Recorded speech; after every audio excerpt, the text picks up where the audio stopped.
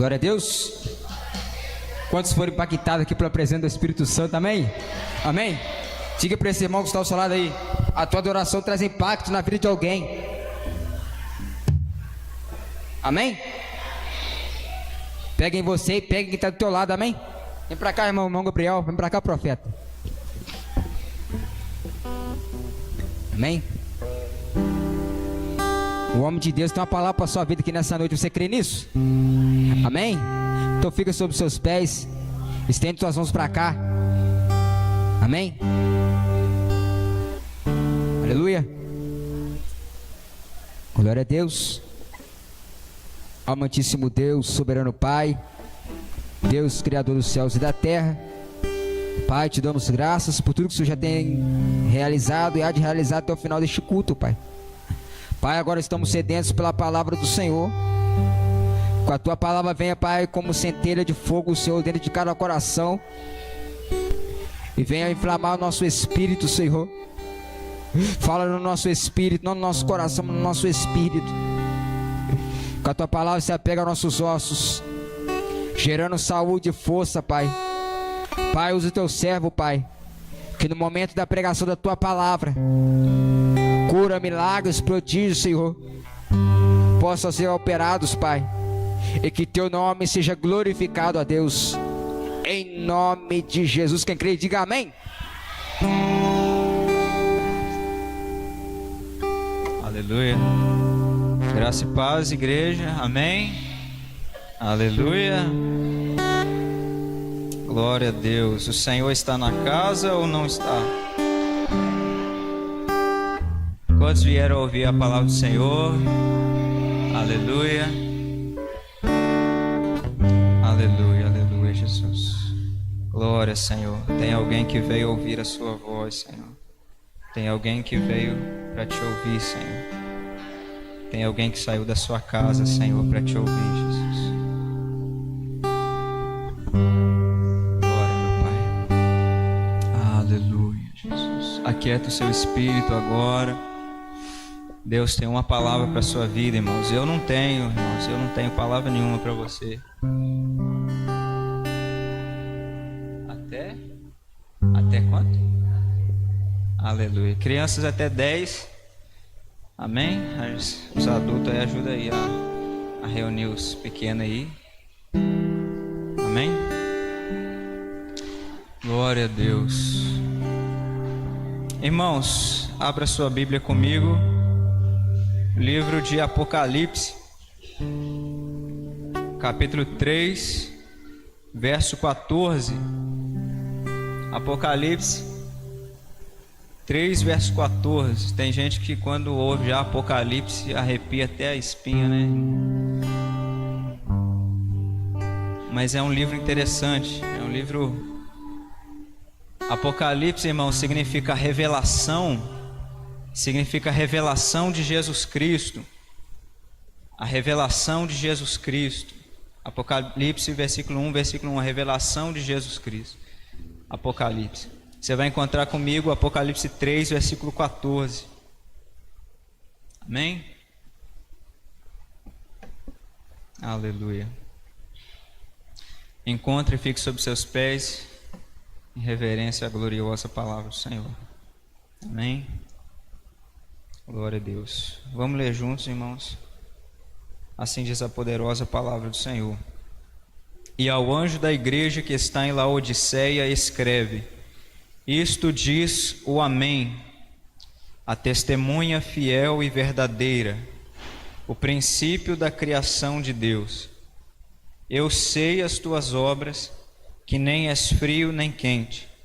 Tomara foras frio ou quente. Assim, porque és morno e não és frio e nem quente, vomitar-te-ei da minha boca. Como dizes: rico sou e estou enriquecido, e nada tenho falta, de nada tenho falta. E não sabes que és um desgraçado e miserável e pobre, cego e nu? Aconselho-te que de mim compres ouro provado no fogo, para que te enriqueças, e vestes brancas para que te vistas, e não apareça a vergonha da tua nudez, e que unjas os olhos com colírio para que vejas. Eu repreendo e castigo a todos quanto amo. Sê, pois, zeloso e arrepende-te. Eis que estou à porta e bato. Se alguém ouvir a minha voz e abrir a porta, entrarei em sua casa e com ele cearei, e ele comigo.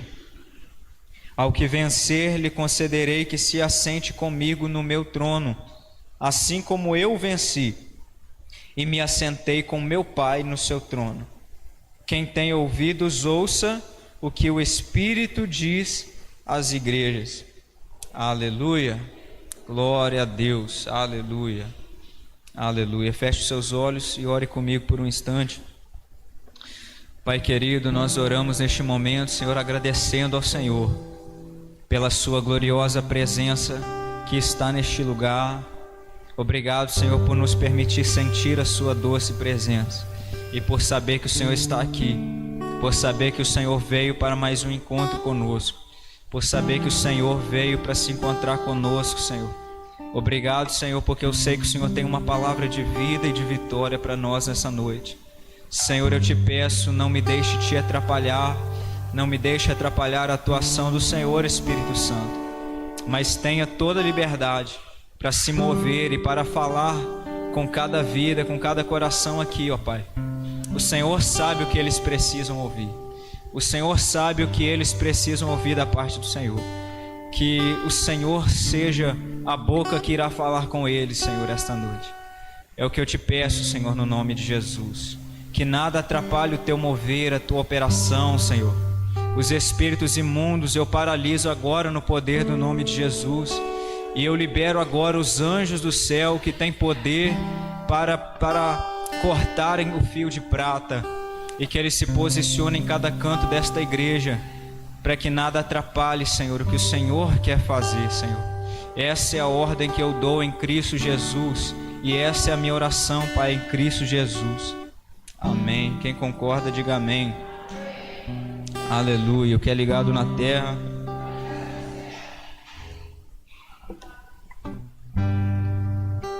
glória a Deus. Olhe para essa pessoa que está do seu lado e fale para ela assim: o papai vai te pegar de jeito.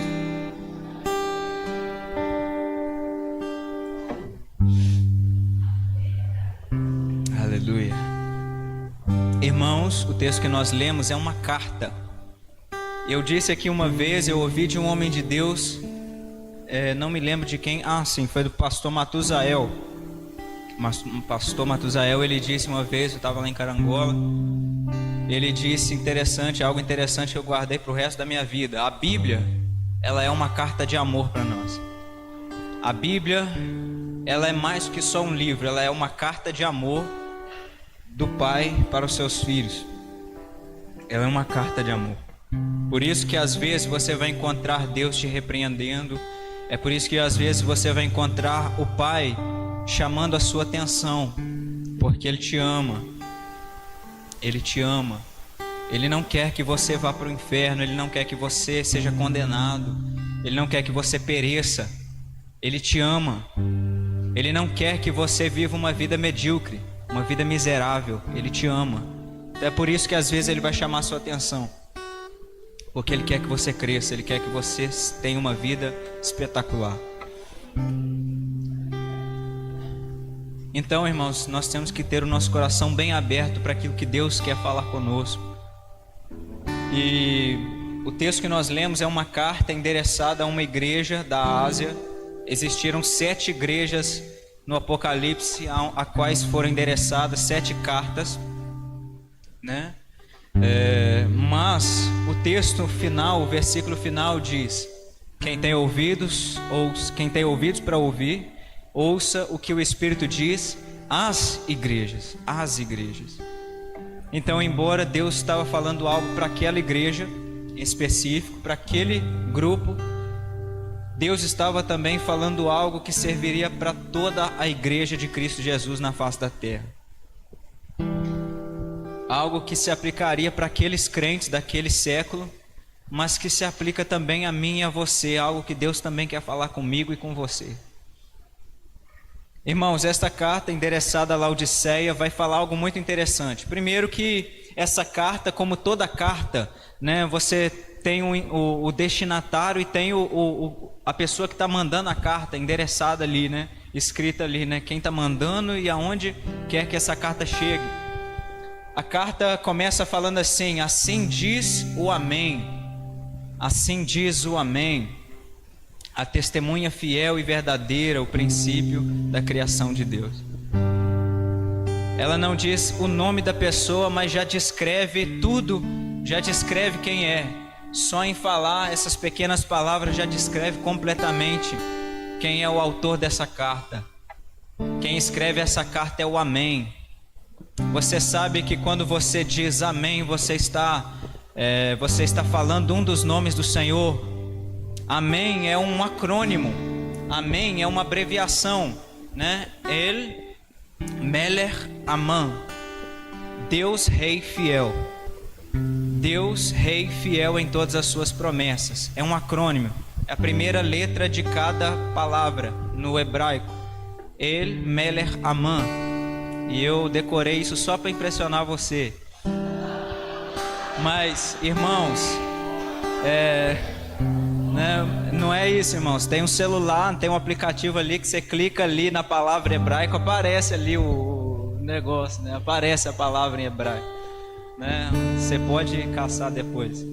Mas Rei Fiel, Deus Rei Fiel, Deus Rei Fiel é o Senhor Jesus Cristo, irmãos. É o Senhor Jesus Cristo, Deus Rei Fiel em todas as suas promessas. Então, quando você diz Amém, você está dizendo que Ele é Rei, Ele é Deus e Ele é fiel em todas as suas promessas. Quando você diz Amém, é isso que você está declarando, que o Senhor Jesus, Ele é um Rei fiel que cumpre suas promessas. Ele não só cumpre suas promessas, mas Ele cumpre todas quantas sejam as promessas de Deus. Você sabe quantas promessas Deus tem para você? Você sabe quantas promessas Deus já te fez que estão liberadas para você? Você não tem ideia. Só na Bíblia, irmãos, tem mais de 3.000. Só que está registrada nas Escrituras. São mais de 3.000 promessas para você, para a sua vida. Fora aquelas que são individuais, que são particulares, que são pensamentos que Deus pensou a seu respeito. Todas quantas são as promessas de Deus a nosso respeito são fiéis e verdadeiras. Ele é o Amém. Ele é a testemunha fiel e verdadeira. A testemunha fiel e verdadeira. Significa, irmãos, que Ele não volta atrás. Significa que quando Ele diz algo, é aquilo e acabou. É aquilo e ponto final.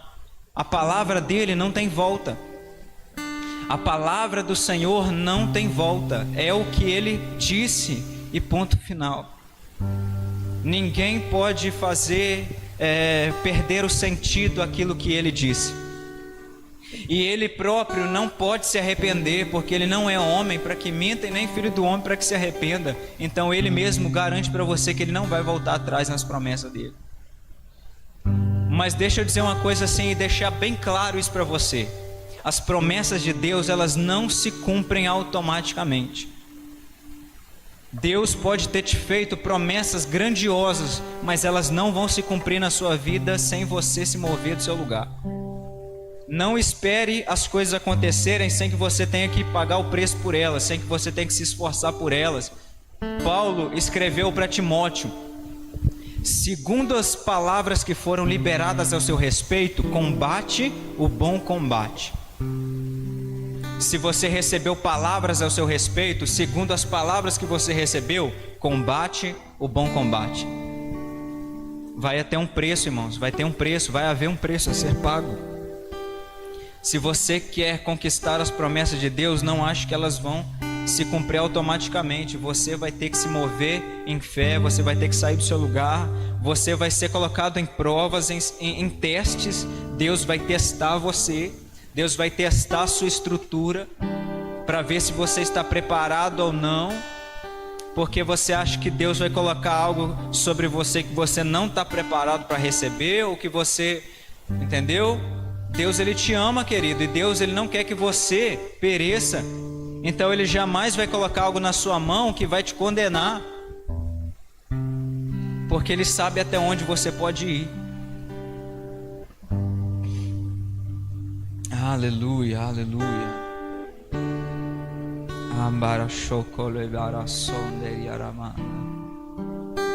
Você está entendendo que o Senhor Jesus, ele te ama e que ele te fez promessas, mas que essas promessas dependem de você também? Depende de você também. E Deus está esperando muitas coisas de você. Deus está esperando você. E esse texto é interessante, que vai falar que o Senhor, ele está esperando algo de nós. Ele exige muitas coisas de nós também.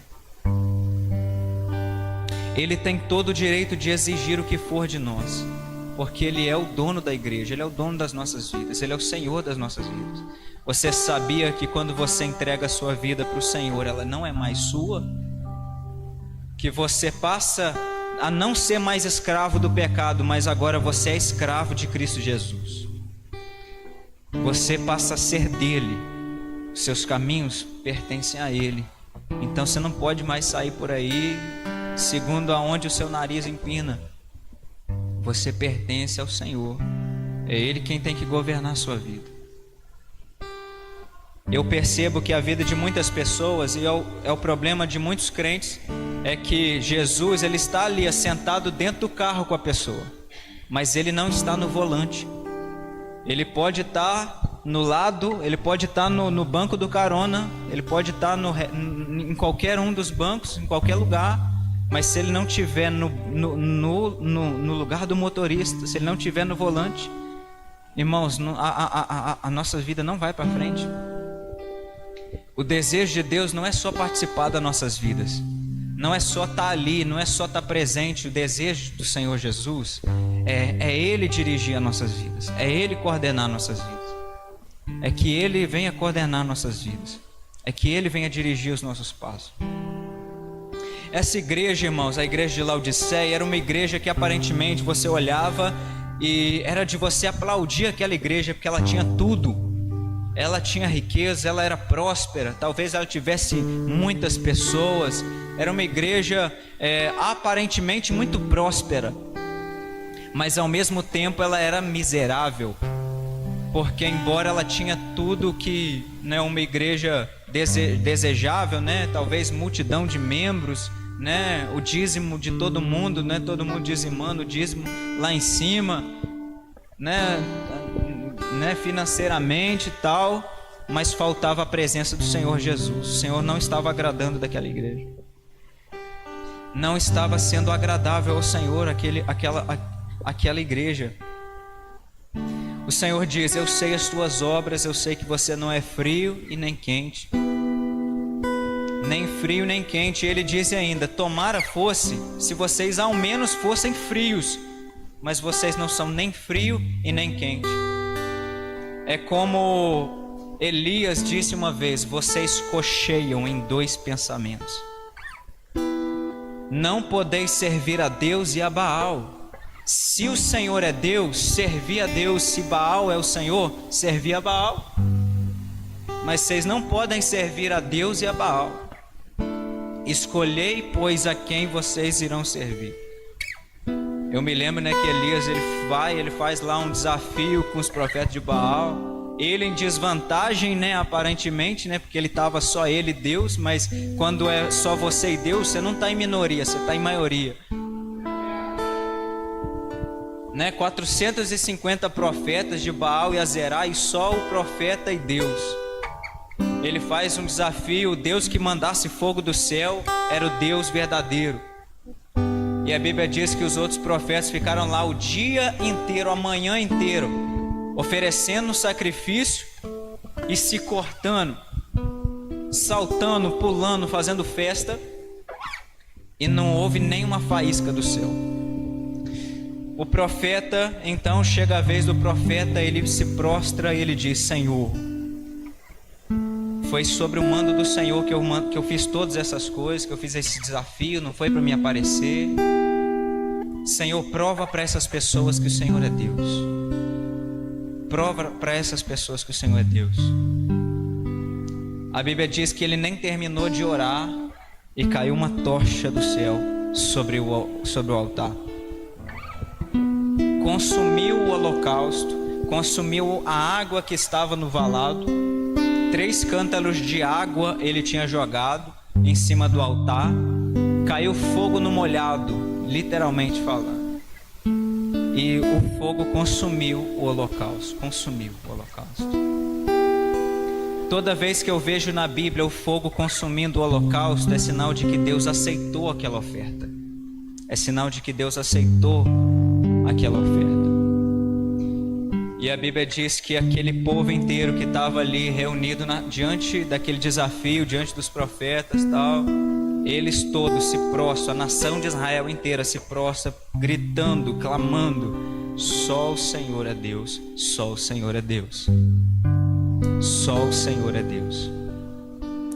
Aleluia. Todos eles se prostram proclamando que só o Senhor era Deus, porque Deus provou isso. Deus provou que Ele é o Deus verdadeiro. E para nós, irmãos, não é diferente. Ele prova para nós o tempo todo que Ele é Deus, que Ele é o Senhor. Se alguém não crê, não é por falta de provas, porque Deus, Ele prova o tempo todo que Ele é o Senhor, que Ele é o dono de todas as coisas, que Ele está no controle. Então, se alguém não crê, essa pessoa não tem desculpa. Se alguém não crê, se alguém chegar lá no dia do julgamento, diante do juízo, diante do grande juiz, diante do grande trono branco, e essa pessoa começar a dar desculpas que não creu por causa disso, por causa daquilo, o Senhor vai apontar o dedo para aquela pessoa e vai talvez mostrar, né? Eu fico imaginando Deus mostrando de alguma forma, sei lá, um telão no céu. Todas as vezes que aquela pessoa teve a oportunidade de crer, todas as vezes que aquela pessoa, Deus mostrou para ela que ela era o Senhor, que Ele é o Senhor na vida daquela pessoa, e aquela pessoa não creu porque ela não quis. Então, irmãos, de maneira que no dia do julgamento nenhum de nós vamos poder dar desculpa acerca de nada, porque o Senhor todos os dias Ele nos dá a oportunidade de crer nele. Ele nos mostra que Ele é o Senhor. Ele prova para nós isso. Ele prova para nós o amor dele, o desejo de que sejamos salvos. Ele prova a graça e o amor dele para nós. Mas o Senhor diz para aquela igreja: vocês não são frio e nem quente, vocês estão ali na metade do caminho. Vocês não encontraram ainda o que vocês querem para a vida de vocês. Quem dera se vocês ao menos fossem frios, se ao menos vocês abrissem a boca de vocês e falassem que vocês não querem nada com nada, mas vocês estão dizendo que querem servir ao Senhor, mas o comportamento de vocês diz o contrário. E o Senhor diz: se vocês não mudarem de comportamento, eu vou ter que vomitá-los da minha boca. Eu vou ter que vomitá-los da minha boca. Geralmente quando uma pessoa chega a regurgitar, a vomitar, é porque não está fazendo bem. É porque, entende? Aquilo não está fazendo bem, entendeu? E é assim que o Senhor Deus se sente quando Ele vê a infidelidade do povo dele. Dá um negócio no Senhor Jesus assim, entendeu? O Senhor Jesus, Ele olha para a sua igreja, vê a infidelidade, a desobediência, e o Senhor Jesus, Ele fica indignado, irmãos. Porque é a decisão de cada um de nós. E o tempo em que deveríamos estar sendo fiéis ao Senhor, o tempo em que nós deveríamos estar obedecendo Ele, se agarrando nele com todas as nossas forças, o tempo em que nós deveríamos estar voando, nós temos vivido uma vida medíocre. E muitas vezes ainda culpamos a Deus. Muitas vezes ainda colocamos a responsabilidade sobre Deus, como se dependesse só dele. Mas como eu disse para você, não depende só dele. Tem muitas pessoas aqui que era para sua vida já estar voando, era para você estar lá na frente, era para você estar vivendo coisas extraordinárias, mas você só não está porque você não quer, Porque no dia que você no dia que você decidir e aceitar o que Deus tem para sua vida, você vai viver uma vida extraordinária. O Senhor Jesus, ele vai falando para aquela igreja, ele diz assim: eis que eu estou à porta e bato. Se alguém ouvir a minha voz e abrir a porta, eu vou entrar e vou cear. Se alguém ouvir a minha voz e abrir a porta, eu vou entrar e vou cear. O Senhor, ele está esperando que você ouça a voz dele. Há quanto tempo você não ouve a voz de Deus? Eu vou melhorar a pergunta. Há quanto tempo você ouve a voz de Deus e ignora a voz de Deus? Porque muitas vezes nós falamos que Deus não está falando conosco, mas não é que Ele não fala conosco, porque a Bíblia diz, tem um texto lá em Jó que fala, né, que Deus, ele fala no mínimo 3 vezes por dia conosco. No mínimo 3 vezes por dia Ele fala conosco. E até em sonhos Ele fala conosco, Ele nos visita de muitas maneiras. Ele fala através da própria natureza, através dos detalhes da nossa vida Ele fala. Ele usa pessoas para falar conosco, Ele usa situações, os acontecimentos da nossa vida para falar com a gente.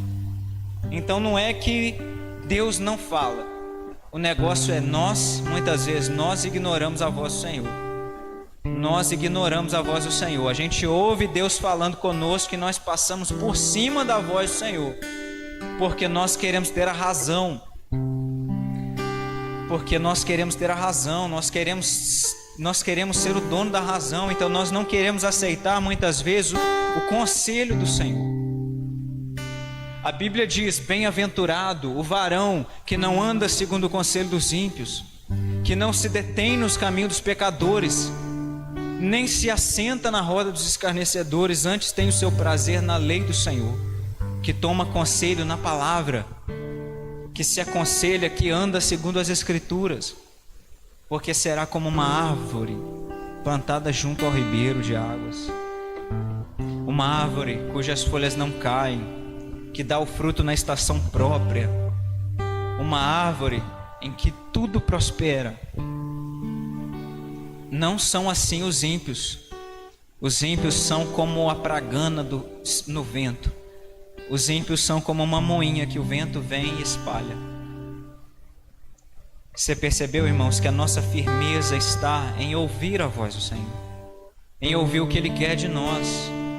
A firmeza que eu e você temos, o sucesso na nossa vida depende de nós ouvirmos a voz do Senhor, entendemos o que Ele quer de nós. Preste atenção. Bem-aventurado o varão que não anda. Estou andando no conselho dos ímpios. Bem-aventurado o varão que não anda e que não se detém. Deter significa parar. Eu estava andando, eu parei. E agora que eu parei, eu vou me assentar na roda dos escarnecedores. Alguém está andando, parou a caminhada e agora está se assentando no lugar que não devia sentar.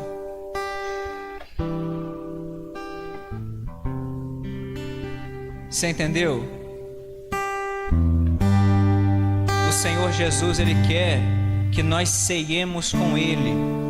Ele diz: se você ouvir a minha voz e abrir a porta, eu vou entrar na sua casa, eu vou cear com você, eu vou sentar na mesa com você, e você vai se assentar na mesa comigo. Então Ele não quer que você se assente na roda de escarnecedores, em lugares onde não é para você. Ele quer que você se assente à mesa com Ele. O seu lugar é a mesa com Ele. Na Bíblia, geralmente, se assentar em uma mesa é estabelecer comunhão, é estabelecer relacionamento. Então, quando o Senhor Jesus diz: eu vou cear com você, você vai cear comigo, nós vamos estar sentados na mesma mesa, Ele está falando: eu quero estabelecer comunhão e relacionamento com você. Eu quero entrar na sua casa. Eu quero estabelecer comunhão com você.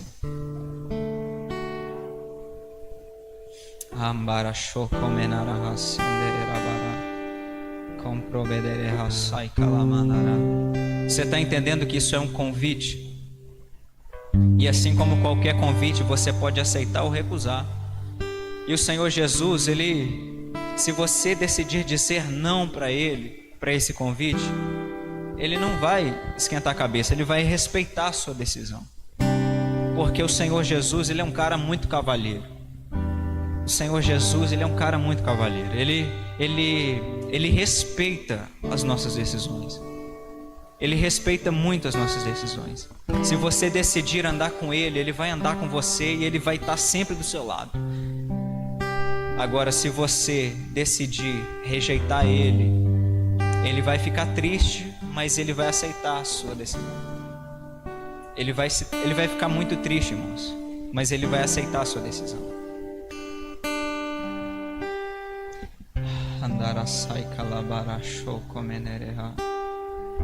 Então o Senhor Jesus nessa noite, Ele está falando com você, Ele está convidando você.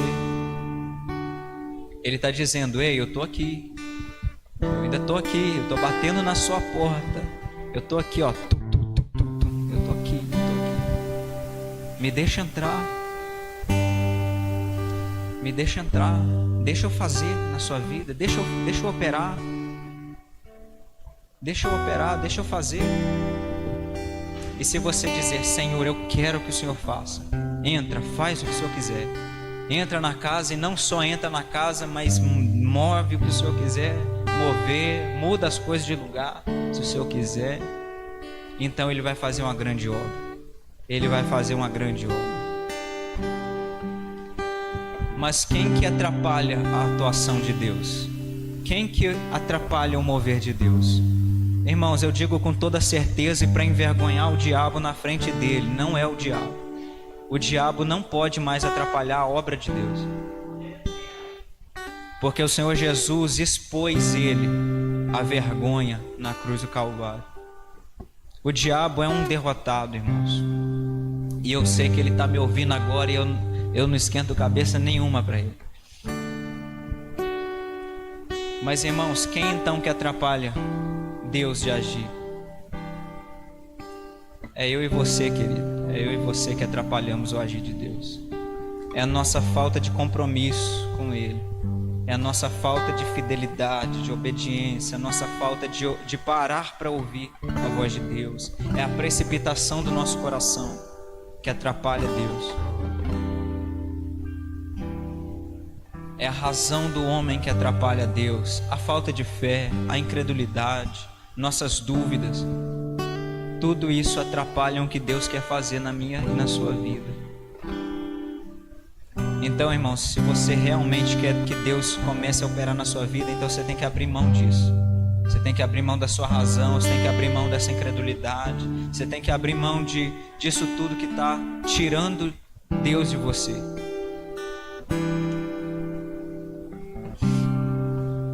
Aleluia. O Senhor disse para aquela igreja: olha, vocês não são ricos, vocês são miseráveis. Vocês são miseráveis, pobres, cegos e nu. E vocês estão falando aí que vocês são ricos. Vocês não são ricos. Vocês são miseráveis, pobres, cegos e nu. O Senhor falando para aquela igreja, porque lhes faltava a presença. E o Senhor Jesus disse para eles: eu recomendo, preste atenção. O Senhor disse assim: eu recomendo que de mim se compre ouro provado, vestes brancas para cobrir a nudez de vocês, colírio para o óleo de vocês. Eu recomendo. Entendeu que ele não disse assim: eu obrigo vocês, eu forço vocês. Não, ele diz: eu recomendo. É a recomendação do Senhor para nós. É o Senhor dizendo assim: olha, se eu fosse vocês, eu faria isso. Se eu estivesse no lugar de vocês, eu me buscaria ouro provado, buscaria vestes brancas para cobrir a nudez, buscaria colírio. Porque sabe o que acontece, irmãos? Aquela igreja, ela estava miserável, pobre, cego e nu, mas ela estava achando que tinha tudo. Ela estava achando que era autossuficiente. Ela não estava vendo a própria nudez, não estava vendo a própria nudez. Eu me lembro que Adão e Eva no jardim, quando eles pecaram, imediatamente eles conheceram tanto o bem quanto o mal. Na verdade, o homem foi criado para conhecer só o bem. Tinha uma árvore chamada conhecimento do bem e do mal. Deus criou o homem para conhecer só o bem, só as coisas boas. Mas o homem foi lá e comeu da árvore do conhecimento do bem e do mal. Uns dizem que até uma maçãzinha, né? Eu não acho que é uma maçã não, mas ele é o fruto do conhecimento do bem e do mal. Então o homem que só conhecia coisas boas do Senhor, que tinha sido criado para viver eternamente, que tinha sido criado para viver só conhecendo o bem do Senhor, agora passou a conhecer também o mal. O mal passou a existir por causa do pecado, por causa da desobediência do homem, não por culpa de Deus, não porque Deus havia criado o mal. O mal, na verdade, é a ausência do bem. Como se eu dissesse para você, não existe calor, não existe frio, melhor dizendo. Existe a falta do calor. Então, irmãos, não existe o mal, existe a falta da presença de Deus. Como eu ouvi uma vez alguém dizer assim, no inferno, irmãos, o inferno, a coisa mais terrível no inferno não é lago de fogo, não é nada disso. Sabe o que é? A ausência de Deus. A coisa mais terrível que existe no inferno, a ausência da presença de Deus. A falta da manifestação de Deus naquele lugar faz daquele lugar um lugar terrível. Sabe o que faz o céu um lugar maravilhoso? Porque lá está Deus. Mas tira Deus do céu, o que sobra no céu? Não sobra nada, irmãos. O que faz do céu um lugar maravilhoso para nós é porque lá está o trono de Deus. Lá é a morada do Altíssimo.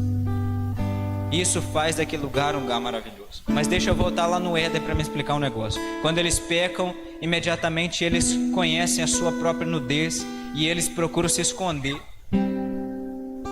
Quando eles se escondem, o Senhor vem, porque Ele não foge do encontro. O Senhor nunca foge do encontro. O ser humano ali já tinha um encontro marcado com Deus todos os dias, na viração do dia. Então, agora, Deus, que é conhecedor de todas as coisas, Ele sabia ou não que o homem tinha pecado? Sim ou não? Ele sabia que o homem tinha pecado. Deus, Ele disse assim, eu não vou lá hoje porque ele pecou, eu não volto lá mais. Deus falou isso? Não. Ele foi assim mesmo. Talvez para restaurar o homem na situação que ele estava.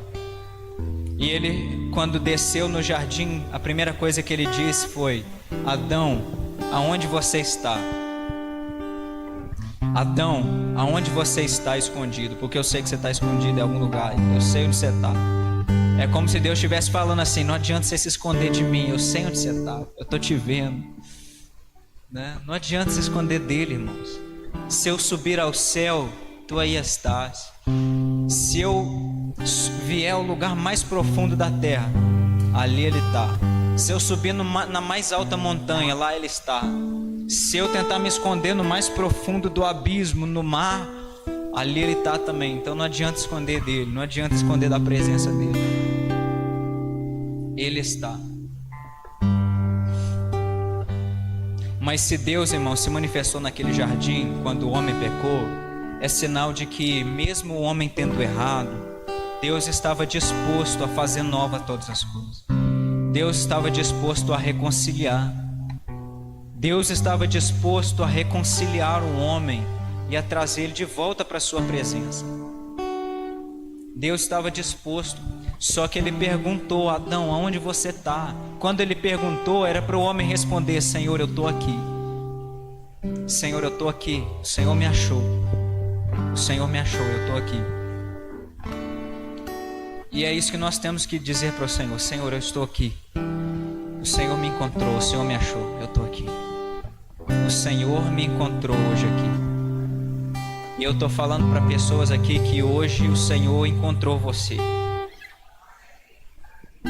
Deus encontrou você hoje. Talvez você estava até agora tentando se esconder dele e não teve jeito. Ele trouxe você aqui só para falar para você, eu te achei.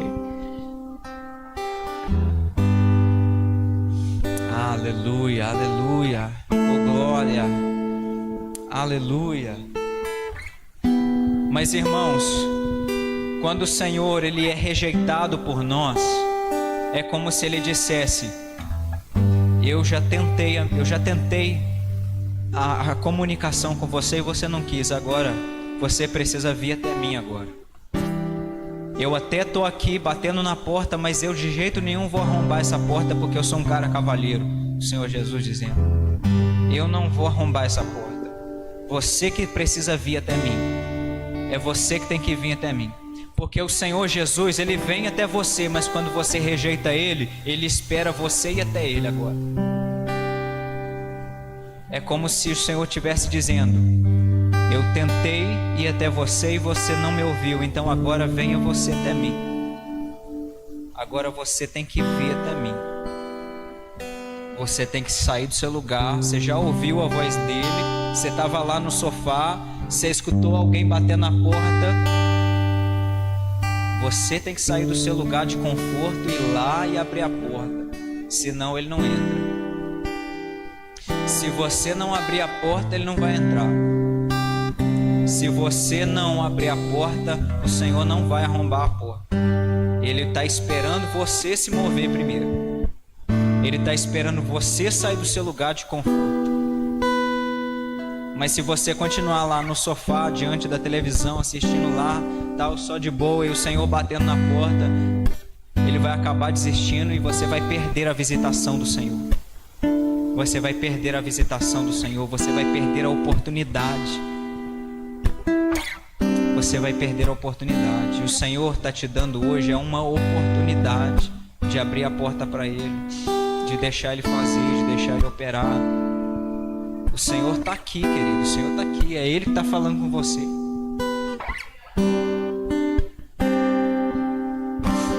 Aleluia, Senhor Jesus. Aleluia. Eis que eu estou à porta e bato. Se alguém ouvir a minha voz e abrir a porta, entrarei em sua casa e com ele cearei, e ele comigo. Glória, Senhor Jesus. Glória, Senhor Jesus. Você está entendendo? O Senhor, Ele está te convidando hoje. Ele está te chamando, Ele está te chamando. Ele está dizendo que Ele ainda está batendo na porta, é sinal de que você ainda tem chance. Você ainda tem uma oportunidade. Mas, irmãos, quando Deus Ele nos dá oportunidades, nós não podemos desperdiçar as oportunidades que Ele nos dá. Interessante, antes, do culto começar, eu estava lendo a minha Bíblia e tal, eu tenho algumas anotações tal, atrás dela ali, eu estava lendo uma frase que eu anotei de algum lugar que eu vi essa frase, eu não me lembro de onde, mas eu escrevi ali para mim não esquecer depois. Eu estava lendo que diz assim: nesse mundo tudo tem um preço, mas pouco tem valor. Nesse mundo tudo tem um preço, mas poucas coisas têm valor. E as poucas coisas que têm valor, poucos sabem valorizar.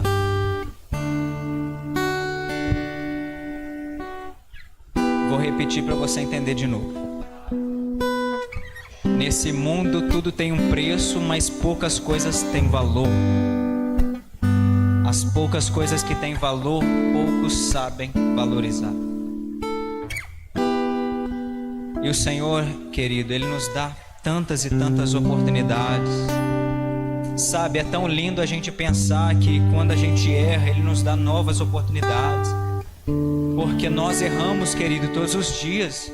Todos os dias nós falhamos com Ele e ainda assim Ele continua a nos dar novas e novas oportunidades e não desiste da gente. É tão lindo a gente pensar que Ele está disposto a nos perdoar do que quer que seja. É tão lindo a gente pensar que mesmo a gente errando, a gente ainda não perde o que Ele tem para nós, mesmo a gente não merecendo. Porque muitas vezes eu posso errar e eu posso pensar, mas Deus nunca mais vai me amar porque eu errei, porque eu falhei com Ele. então as promessas dele se perderam. Mas o que eu disse para você? Que as palavras dele não têm volta mais. Eu disse para você que ele é a testemunha fiel e verdadeira, que ele é o amém, que ele não volta atrás nas palavras dele, ele não volta atrás nas promessas dele, e ele não pode negar a si mesmo. Quando nós somos infiéis, ele permanece fiel. Ele permanece fiel, mesmo quando a gente é infiel. E nós só estamos aqui, querido, por causa da fidelidade dele, por causa do amor dele, por causa da graça dele. Porque se Deus fosse esperar que nós fôssemos fiéis o tempo todo e nós continuássemos sendo obedientes o tempo todo, quando nós errássemos, nós perderíamos tudo. Perderíamos tudo. Mas o Senhor, Ele sempre te dá novas e novas e novas oportunidades. Mas aí eu digo para você, Deus está te dando uma nova oportunidade, não desperdice. Não desperdice o tempo e a oportunidade que Deus está te dando de avançar, de progredir. Você acha que depende só dele? Não, querido, depende de você também. Depende de você sair do seu lugar de conforto e abrir a porta para ele. O resto é com ele, mas o seu primeiro passo é você que tem que dar. O resto é com ele, mas o primeiro passo é você. Tem uma outra frase interessante que eu lembro: o primeiro passo nunca vai te fazer chegar onde você quer, mas vai te fazer sair de onde você está. O seu primeiro passo não te faz chegar onde você quer, mas pelo menos te tira de onde você estava. Então você tem que começar a dar o primeiro passo, querido. O resto, o Senhor Deus vai fazer. O resto Deus vai fazer por você. Mas o primeiro passo é você que tem que dar. Porque é isso que é fé, querido. Fé não é eu esperar que as coisas vão cair do céu ou que vão acontecer milagrosamente. Isso não é fé, porque isso não existe em lugar nenhum. Fé é eu agir, irmãos. Fé é eu me mover. Isso é fé. Fé é eu creio, por isso faço. Eu creio, por isso eu me movo. Isso é fé. Isso é emuná, isso é fé. Fé não é eu crer que as coisas vão acontecer magicamente sem que eu tenha que fazer alguma coisa. Não, isso não existe. Isso é mágica e Deus não trabalha com mágica. Deus trabalha no sobrenatural. Mas mesmo o sobrenatural precisa da fé primeiro. Mesmo o sobrenatural para acontecer, primeiro precisa da fé. Porque sem fé é impossível agradar a Deus. E é necessário que aquele que se aproxima de Deus creia que Ele existe e que Ele é galardoador dos que o buscam. Então, se você realmente está disposto, se você realmente acredita, você tem que crer de verdade. Você tem que se mover. Você tem que se mover. Eu vou dizer isso eu vou gritar isso na sua cabeça até você entender. Você tem que se mover. Ei, você tem que se mover. Você tem que fazer alguma coisa. Você tem que sair do seu lugar. Você tem que se mover. Você tem que fazer alguma coisa. Se você não sabe o que você tem que fazer, o mínimo que você tem que fazer é perguntar para Deus: Deus, o que eu tenho que fazer? Porque às vezes você não sabe, né, o que você tem que fazer e tal, mas se você não sabe, o mínimo que você tem que fazer é perguntar para Ele. Se você perguntar, eu garanto para você que Ele vai te responder.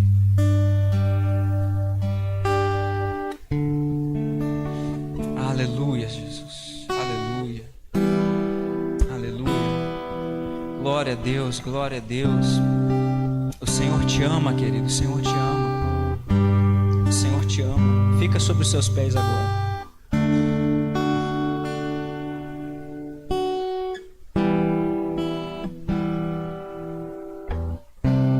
Como eu disse para você, Deus, Ele está lá no mesmo lugar, Ele não saiu. Mas quem é que tem que sair do lugar? Senão a gente. E você que precisa sair desse lugar e ir até Jesus, é você que precisa vir até a frente aqui. Se você tiver com vergonha, enfia sua vergonha dentro do seu bolso e vem assim mesmo, porque é o Senhor que está chamando você, não sou eu. Você precisa sair de algum lugar espiritual da sua vida. Você vai dar um passo de fé. Você vai sair do lugar que você está aí, da sua cadeirinha, do conforto do seu lugar, porque é muito confortável, irmãos, né? Eu vou ficar aqui mesmo e daqui da onde eu estou eu vou receber o meu milagre. Não, irmãos, Deus está esperando que você se mova. Você quer milagre? Então se move. Você quer milagre? Então sai do seu lugar. Você quer que as coisas mudem na sua vida? Então se move primeiro. Porque para as coisas mudarem na vida de qualquer pessoa, quem é que tem que mudar primeiro? É a gente.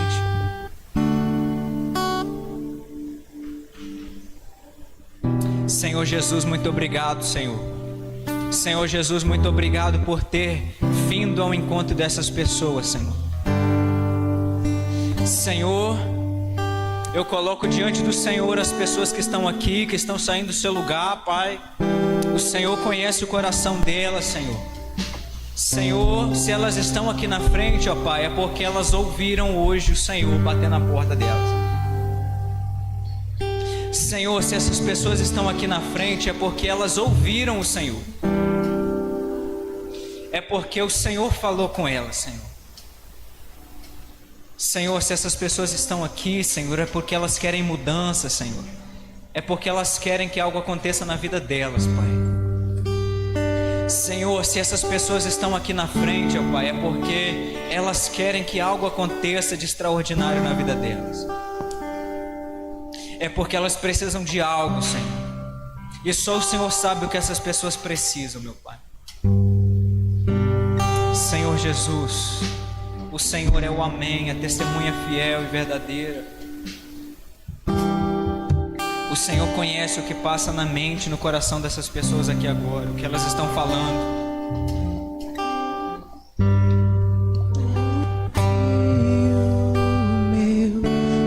Pai, eu creio que o Senhor é o Deus de todo poder. Eu creio que não há nada isso impossível para o Senhor. Coração queimou, ouviu meu. Abra a porta para Ele, abra a porta para Ele. Bater na porta. Calabara show menaraga senderabara. Ei, capoeira rassi que levara show Vou parar, gastarei minha vida aos teus glória, pés. glória, glória e honra ao teu nome, Jesus. Papai te achou hoje aqui. O Senhor Jesus te encontrou. Gastarei minha vida aos Se renda, porque você não tem para onde fugir deles.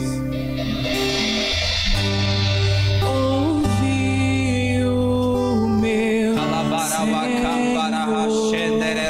bater na porta. Coração queimou. Tem mais pessoas que eram para estar aqui.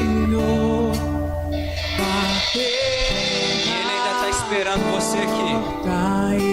Meu coração queimou. Não vou parar. Gastarei minha vida aos teus pés. Você que está aqui na frente, tenha toda a liberdade para falar com Ele agora.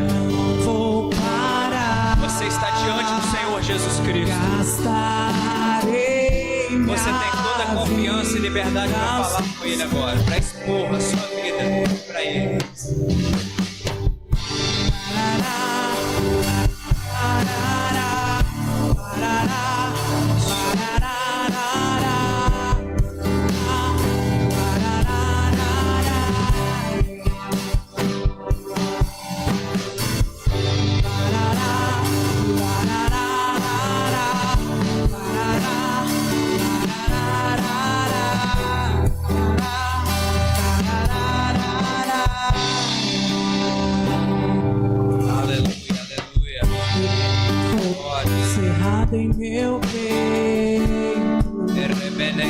que não me dá descanso. Eu não tenho descanso. Glória, meu Senhor, aleluia. Tu és o Rei da glória, Jesus. Fogo cerrado em meu Tu és o Rei da glória, Senhor. que não me dá descanso. Eu não tenho descanso.